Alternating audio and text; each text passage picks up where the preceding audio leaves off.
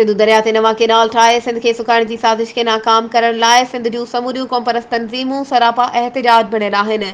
19 अक्टूबर ते ऐलानियल कराची खां बदीन ताईं सिंधु बचायो बेदारी मार्च जी कामयाबीअ लाइ मुख़्तलिफ़ तंज़ीमुनि तयारियूं तेज़ करे छॾियूं। मिर्ज़ा फार्म हाउस मोरझर ते हसनैन मिर्ज़ा जी अॻवाणीअ में इजलास थियो, जंहिं में अहम फ़ैसिला थिया।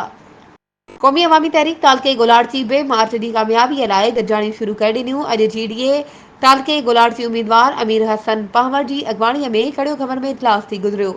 इजलास में रईस खान, मोहम्मद निज़ामाणी, फ़कीर रमज़ान पागारो, अशरफ ज्ञानचंद, अबू बकर कच्छी, हस्साम निज़ामाणी ऐं ॿिया शरीक थिया।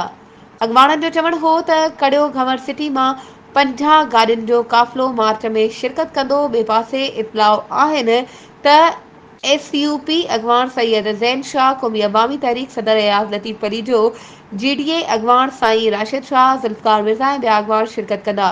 इजलास जी अॻवाननि जो चवणु हो त करप्ट हुक्मराननि जी हर साज़िश खे नाकाम बणाईंदासीं। सिंध जा हादी मज़दूर हिन मार्च में शिरकत करे हिकु तारीख़ी एहतिजाज रिकॉर्ड कराइनि। वधीक ख़बरुनि ऐं अपडेट्स जे लाइ असांजे चैनल खे सब्सक्राइब कयो ऐं हा, बेल आइकन खे प्रेस करणु न विसारिजो त जीअं असांजी हर नई अचण वारी वीडियो तव्हां ताईं पहुची